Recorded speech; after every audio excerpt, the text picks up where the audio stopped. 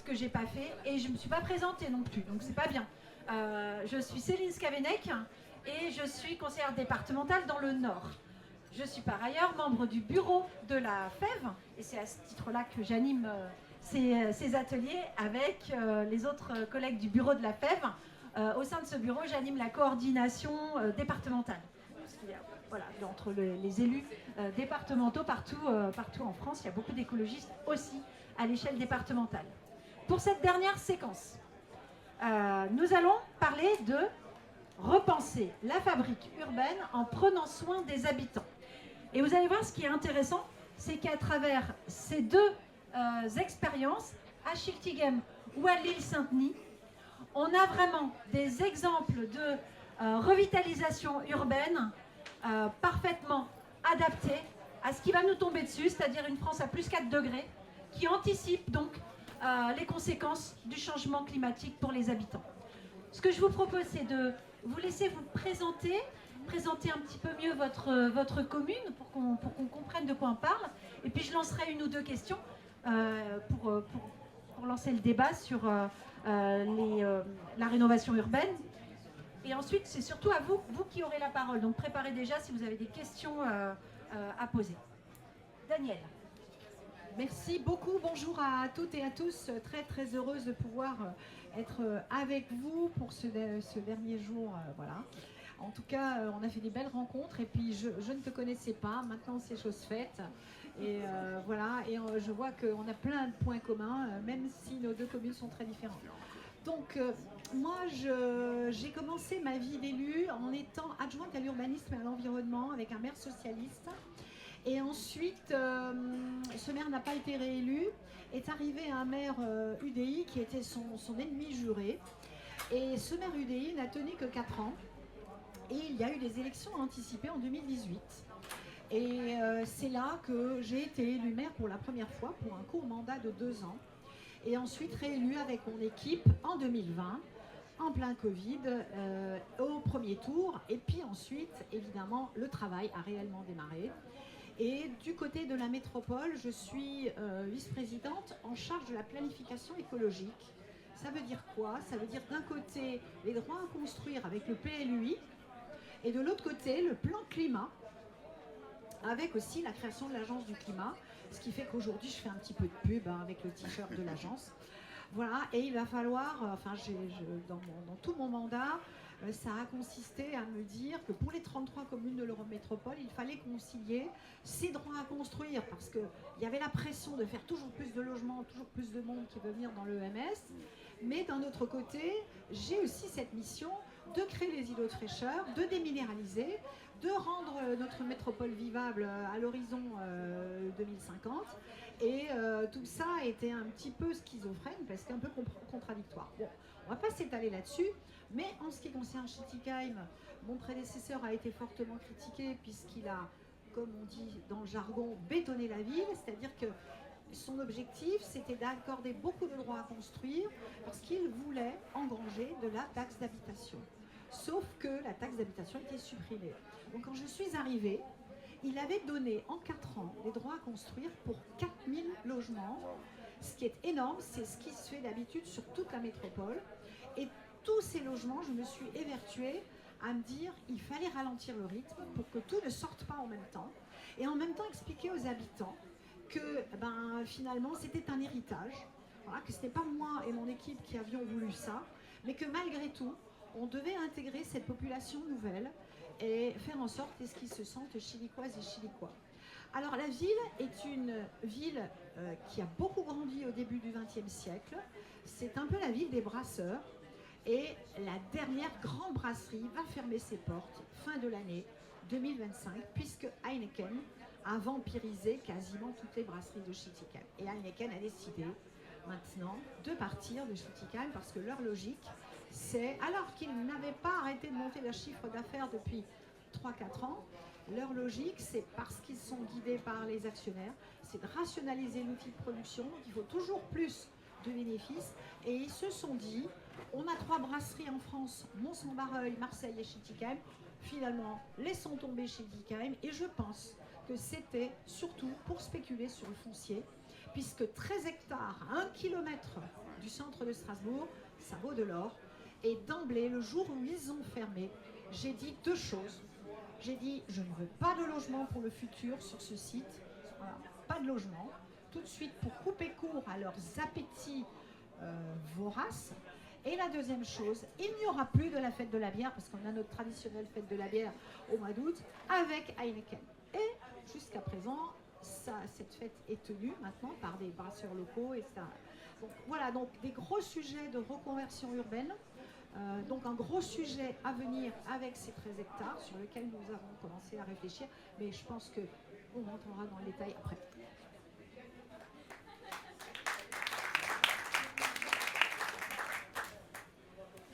Merci à toi. Bonjour à toutes et à tous. Donc, je suis le maire de l'île Saint-Denis. L'île Saint-Denis se trouve sur le département de la Seine-Saint-Denis. C'est une île, la seule commune île urbaine de France.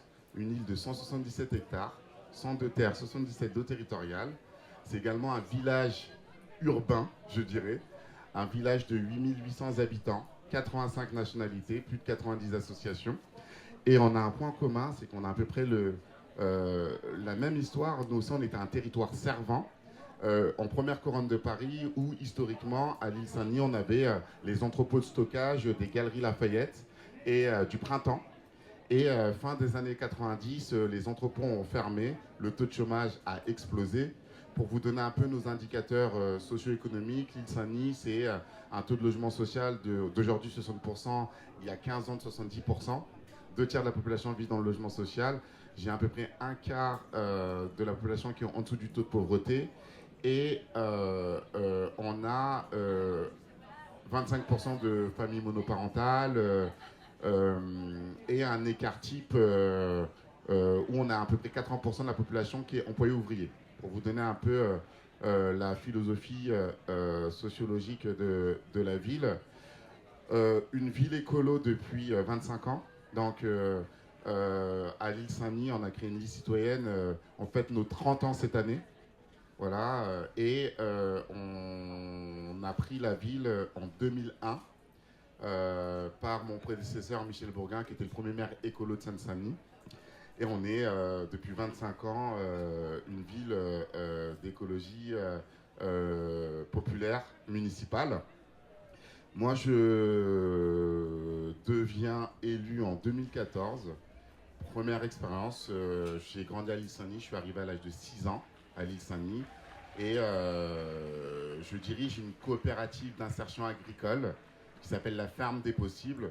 Et donc, c'est par la thématique de l'égalité des chances et de la valorisation du territoire et de la transition écologique que je suis arrivé à la chose publique.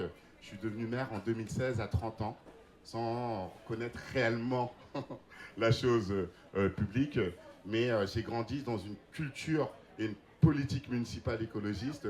Et donc, aujourd'hui, la question de l'aménagement du territoire, du ménagement du territoire, et une expertise très forte à l'île Saint-Denis, où on travaille quasiment mètre carré par mètre carré sur nos 100 hectares de terre.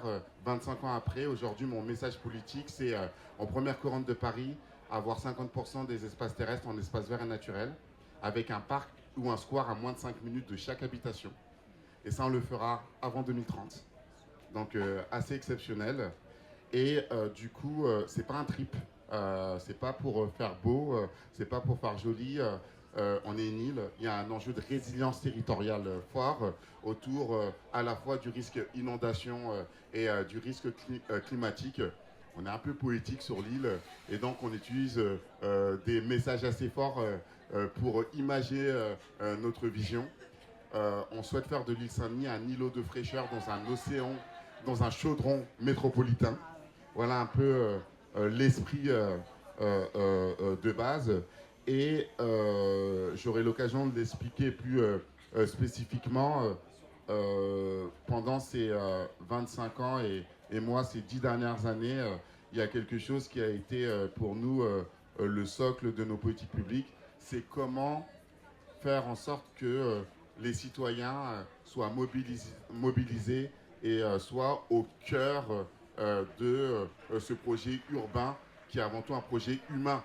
Voilà, et donc du coup, c'est un peu la philosophie générale qu'on porte à l'île Saint-Denis.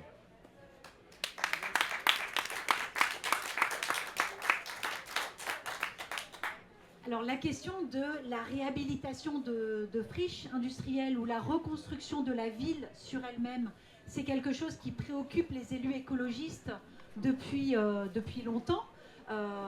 Moi, dans le Nord, j'ai évidemment, on pense à l'exemple de Los Angeles et de la réhabilitation de friches minières avec un maire écologiste comme Jean-François Caron. Mais sinon, en métropole lilloise, je pense à des villes comme Roubaix, que je connais bien, ou Mont-Saint-Barreul.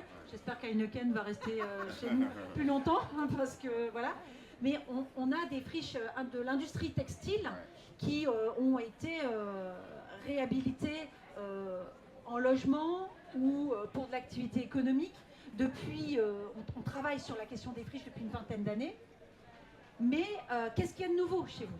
Et comment vous abordez aujourd'hui, en 2025, cette question de la reconstruction de la ville sur elle-même? Alors on l'a entendu, faire une place à la nature, ça c'est nouveau, mais ou du moins cette préoccupation, comme on l'a dit, elle est beaucoup plus prégnante quand il faut penser îlot de chaleur et une ville à plus 4 degrés. Mais avec les habitants, comment? Puisque on est quand même sur du temps long. Et puis avec quel argent? Parce que j'imagine que la question de l'acquisition foncière, elle se pose toujours avec autant d'acuité. Donc je pense que les élus qui sont là parmi nous se posent aussi toutes ces questions. Donc je vous relance sur ces aspects-là et ensuite la parole à la salle.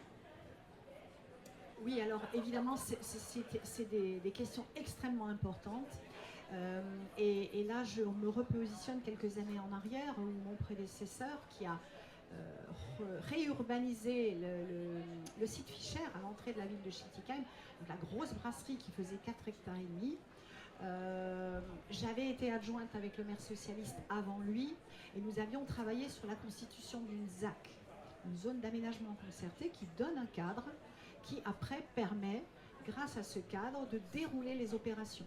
Et ça permet aussi, par exemple, de faire financer l'école, l'espace vert, tout ce qui est d'utilité publique et qui ne rapporte pas de sous autant que les logements.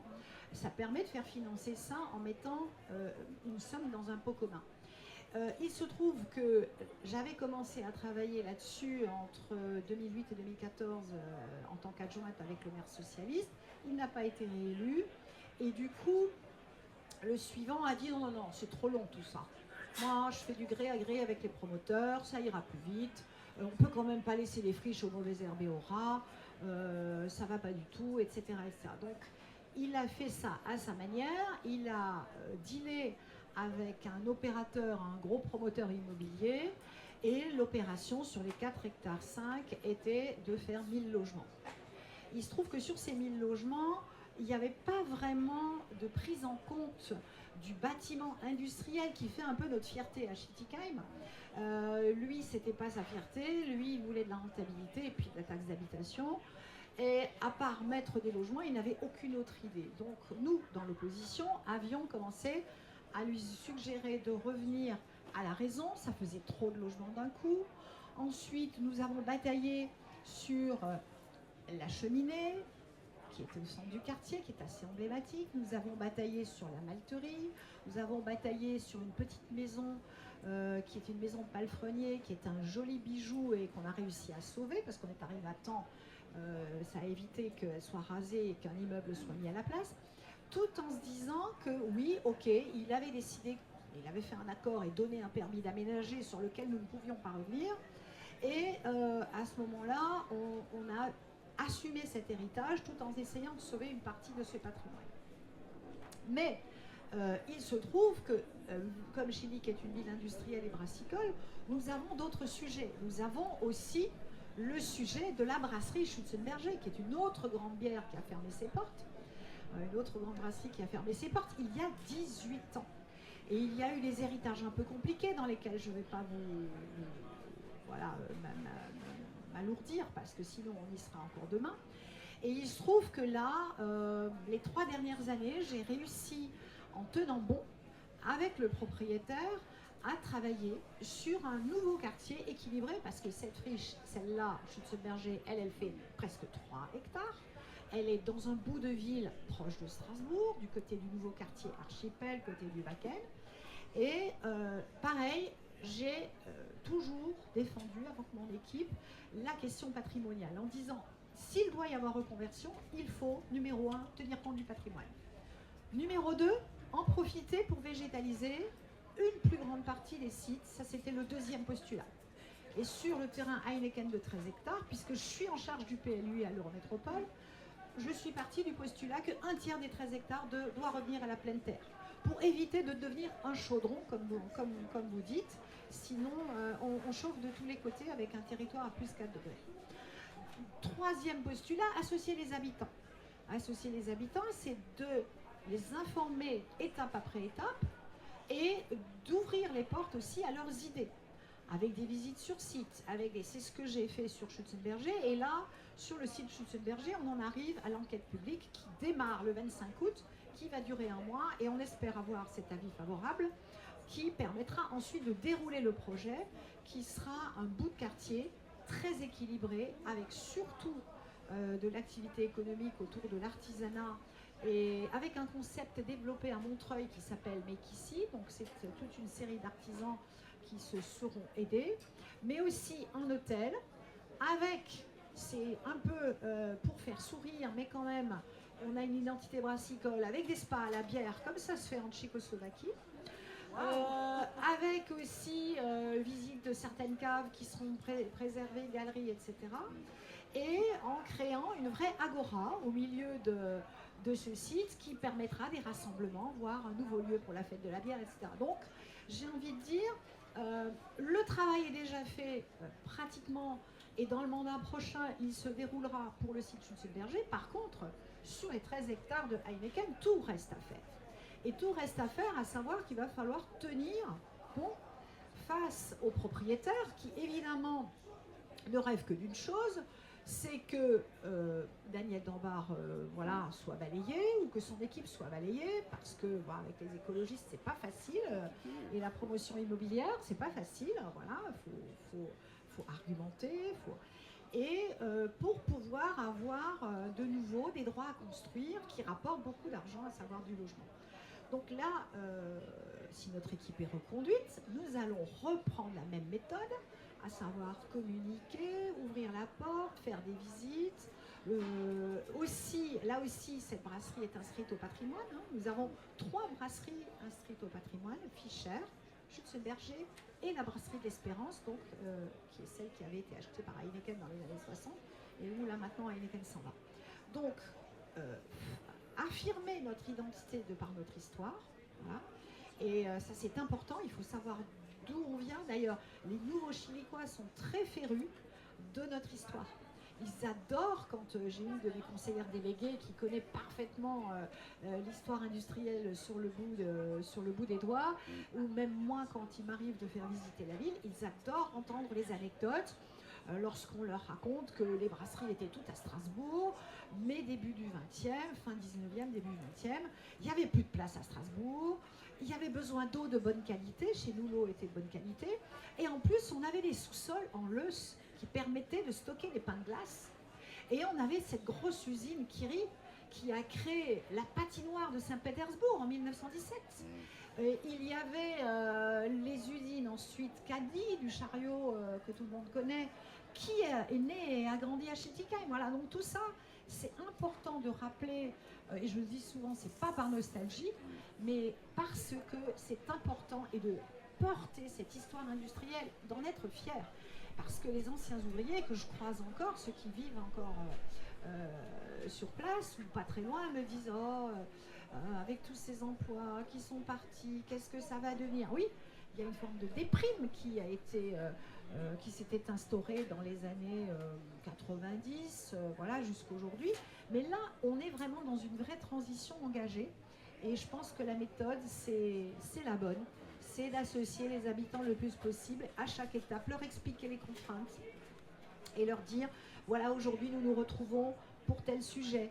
Voilà, tout ça c'est déjà acté dans les réunions précédentes. Là, on ne pourra plus revenir dessus. Mais nous avançons sur tel autre sujet. Et petit à petit, les habitants se font les porte-parole eux-mêmes de la reconversion. Et on a été très surpris. Alors qu'on a connu des années de polémique autour de la bétonisation de Chilique, la reconversion du site Schützenberger, paradoxalement, n'a pas créé de polémique. Les gens étaient plutôt soulagés de se dire chouette, un nouveau quartier qui sort. Ça veut dire qu'il y a un début de confiance qui se tisse. Maintenant, le même modèle, il faut l'appliquer sur le site de l'Espérance. Et nous avons commencé à travailler sur un appel à manifestation d'intérêt pour savoir quelles sont les entreprises intéressées pour venir sur le site. Certes, la brasserie ferme, mais, et on a été surpris, il y a de très grosses entreprises qui ont envie de venir là, comme il y en a qui sont plus petites. Voilà, donc tout ça, on avance, je suis assez confiante, mais le travail est colossal, mais on continue à le mener.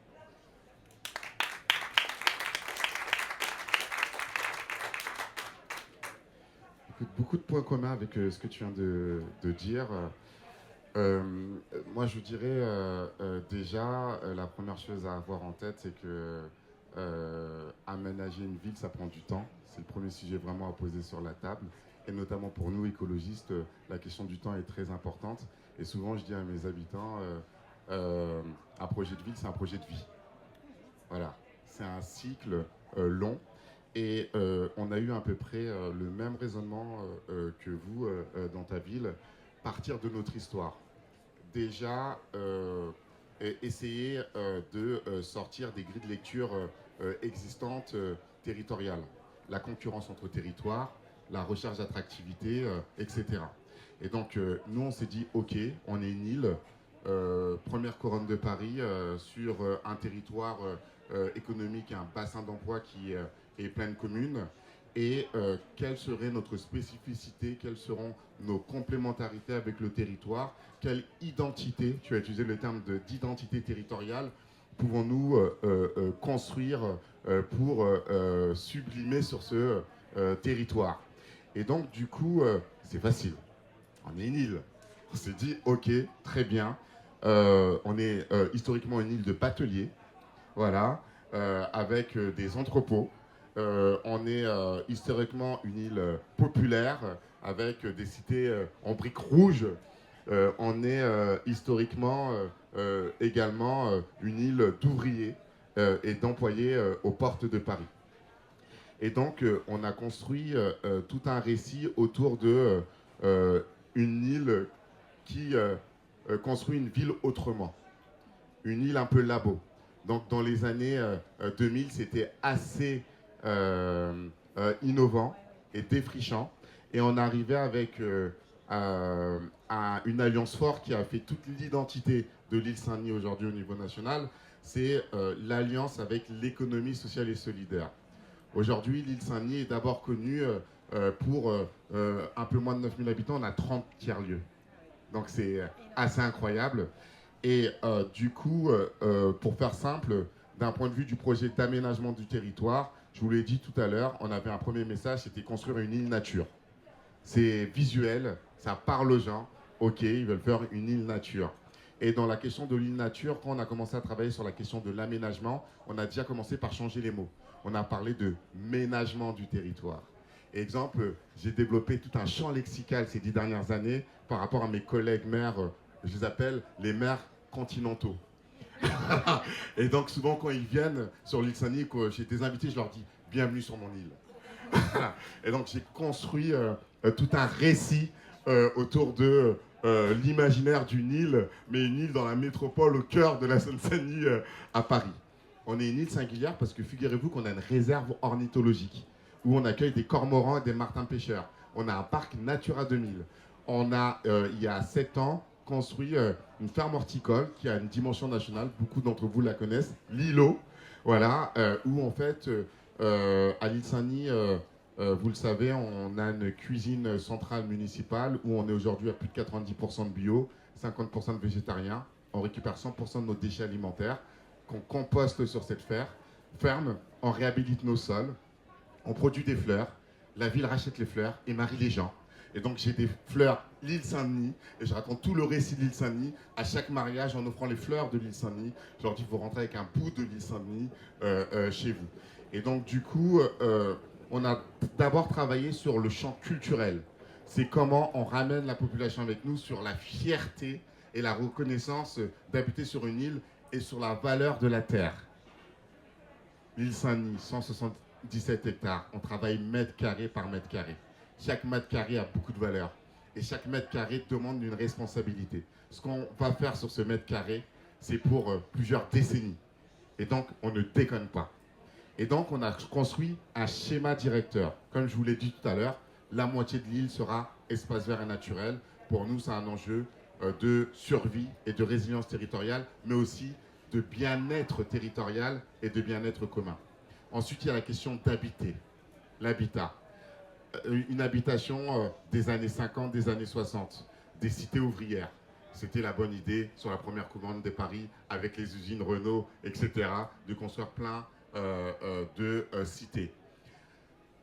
Année 2010, 2010, les cités quasiment en logement insalubre, avec énormément de plaintes des habitants sur tous les sujets. Et en 2015, on a une opportunité, les Jeux Olympiques. Pour une ville écolo, les Jeux Olympiques, ça ne fait pas rêver. C'était pas trop notre trip.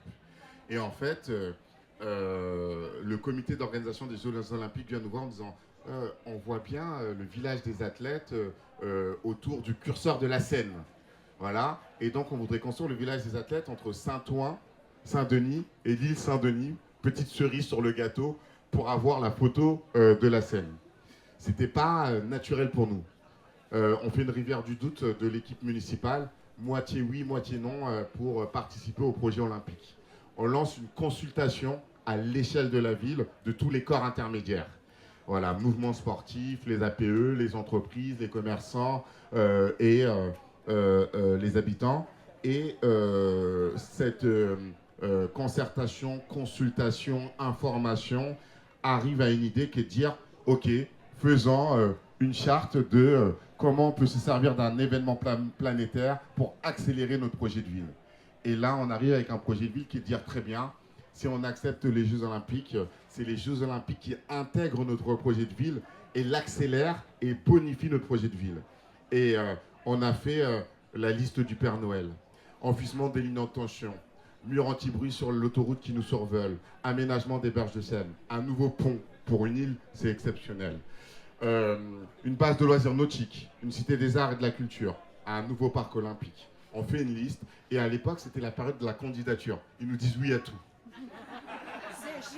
Ils nous disent oui à tout sur la candidature. On fait cette candidature. L'île Saint-Denis, Saint-Denis, Saint-Ouen obtient le village des athlètes. Et là, Bercy passe. Bercy passe et nous dit écoutez, chers élus locaux, ça va être compliqué de garder le pont, etc. Et je leur dis écoutez, moi je suis juste porte-parole.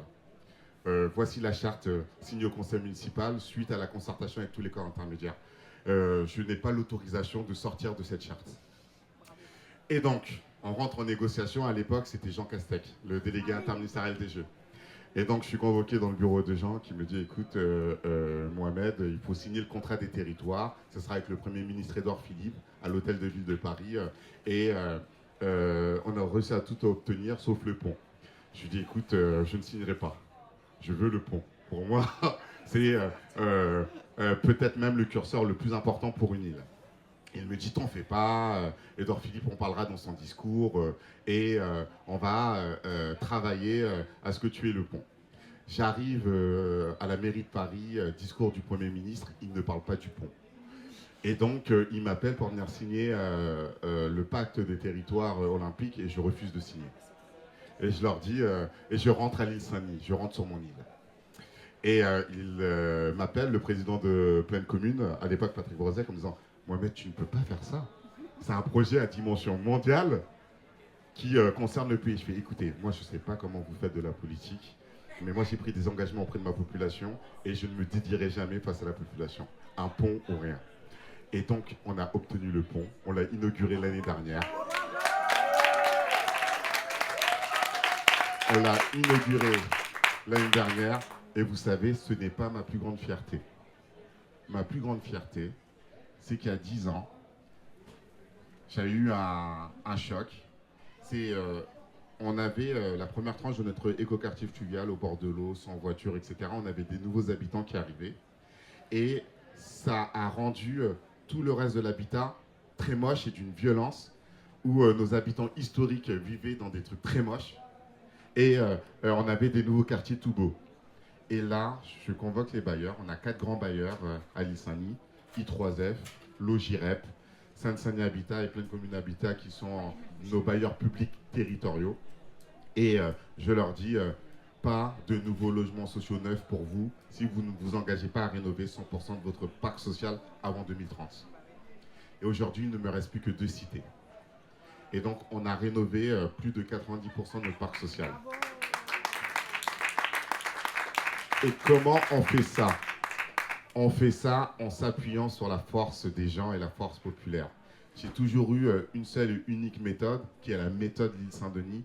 On part de la base, on construit des projets avec les habitants et on va en négociation en étant des porte-parole. Et souvent, ce que je fais, c'est que je vais avec des habitants en réunion.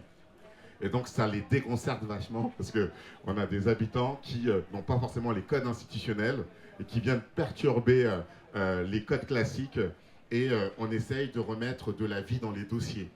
Et philosophiquement, on a construit toute une stratégie où il s'est passé ce que j'appelle la main invisible des Jeux Olympiques, où j'ai créé de la surenchère à l'île Saint-Denis, où le démarrage de la rénovation de l'habitat social a permis aux propriétaires privés de se dire « Oh merde, ça c'est beau, ça c'est neuf, ça aussi il rénove, bah, il reste juste mon bâti, il faut que je rénove. » Et actuellement, je vous invite à venir à l'île Saint-Denis, à vous balader. On a l'impression d'avoir une ville neuve qui a été rénovée. Et on a construit une autre stratégie au bord de l'eau. L'année dernière, on a eu pour la première fois Nage ta Seine à l'île Saint-Denis. Le 6 septembre, on nagera à l'île Saint-Denis. Il y a 2 sites de baignade pérennes qui sont prévus à l'île Saint-Denis. Donc dans toute la Seine-Saint-Denis, il y a 3 sites de baignade pérennes après les Jeux, dont 2 qui seront sur mon île, avec une base de laser nautique. Et on est en train de transformer cette île en quelque chose de très subtil. D'abord, vous dire que tout ça, ça a l'air beau, c'est du marketing territorial, etc. Mais en gros, je m'en fous. Moi, mon sujet, c'est les habitants et comment on va vivre sur cette île. Et donc, du coup, tout ce qu'on a essayé de travailler, c'est la question de comment l'aménagement du territoire permet d'améliorer la qualité du lien social et la cohésion sociale. C'est ça mon sujet de fond. Et on s'est servi, exemple, je vous donne un autre exemple, je ne fais jamais d'école dans les nouveaux quartiers. Toutes mes écoles sont en quartier prioritaire de la ville. Et je profite des nouveaux habitants et des nouveaux quartiers en disant aux habitants historiques, regardez, grâce à ces nouveaux quartiers, on a des écoles rénovées, toutes neuves et agrandies. Et je dis aux nouveaux habitants, l'école, elle est là. Voilà. Et je construis la mixité sociale et la cohésion sociale par bâtiment. Aujourd'hui, à l'île Saint-Denis, même dans le village olympique, j'ai eu un gros rapport de force sur la proportion de logements sociaux. J'ai une règle, chez moi, on ne construit jamais plus de 330 logements, 1000 habitants. Je considère que c'est le maximum sur un mandat pour pouvoir les digérer dans notre culture populaire. Et en gros, on a 6 ans pour qu'ils valident l'intégration îlo-dionysienne. Et du coup, dans notre philosophie, un tiers de logement social, 10% de BRS et 60% de libre plafonné. Ça me permet de maîtriser mon écart type. Je maîtrise mon écart type. Et au-delà de ça, je coupe les bâtiments privés en 2. Je fais une cage sociale, une cage privée, et je tiens les choses comme ça. Et donc, à travers l'aménagement, en vérité, on parle de politique de peuplement, on parle de lien social, on parle de cohésion sociale. Et donc, du coup, on a théorisé tout ça à l'île Saint-Denis en disant, OK, construisons un village vivant, c'est pour ça que j'utilise le terme de village, un village vivant et solidaire, avec les temps de la ville, où on construit une ville du quart d'heure, un territoire de la demi-heure. On travaille sur un plan marche, un plan vélo, la gestion des espaces publics comme outil de cohésion sociale. Exemple, mes renseignements généraux à l'île Saint-Denis, c'est mes assistantes maternelles voilà, qui sont dans tous les squares et sur tous les parcs. Et dans la cité, c'est les gardiens. J'ai des WhatsApp pour savoir ce qui se passe dans la ville avec mes renseignements généraux, c'est comme ça que je les appelle. Et vous dire, pour finir, que comment on arrive à conjuguer mobilisation et sentiment de participer à la transformation de la ville et transformation de la ville, c'est le temps, avant tout. Le temps de digestion, de compréhension, d'acceptation et de mobilisation. Exemple, on a eu des difficultés sur cette fin de mandat parce qu'avec les Jeux Olympiques, c'est allé très vite. Et j'ai découvert un truc, la perte du sentiment de se sentir chez soi. Je me suis retrouvé avec certains habitants historiques de la ville. C'était beau, ça s'est transformé tellement vite qu'ils m'ont dit « Est-ce que c'est à nous ?» Et là, j'étais ultra en colère, ultra frustré. Mais on a fait tout ça pour quoi et pour qui? On a fait ça pour vous. Oui, mais regardez, c'est parce qu'il y a des nouveaux habitants. Mais vous allez les accueillir, c'est votre île. Vous allez accueillir les nouveaux dans notre culture historique. Et donc, je considère que dans les politiques d'aménagement et les politiques urbaines, il faut remettre de la politique publique d'intelligence émotionnelle, construire de l'empathie et ramener l'urbain avec l'empathie pour que les gens se sentent totalement intégrés et chez eux dans les transformations urbaines. Et donc c'est ça qu'on construit pas à pas. Et pour être totalement transparent, c'est un combat de tous les jours. Comme tout le monde, j'ai les mêmes sujets, bobo écolo, quartier populo, j'ai exactement les mêmes sujets. Et je tiens toujours le même message, on n'a pas d'hôpital à l'Ilsani, on vient tous d'ailleurs. Voilà. Et que du coup, on est tous venus sur notre île par l'un des ponts. Et donc du coup, que ce soit il y a 50 ans ou maintenant, il y a cette construction pas à pas de faire commune, faire commun et de la cohésion sociale. Et je considère que c'est ça l'enjeu de demain sur nos politiques d'urbanisme.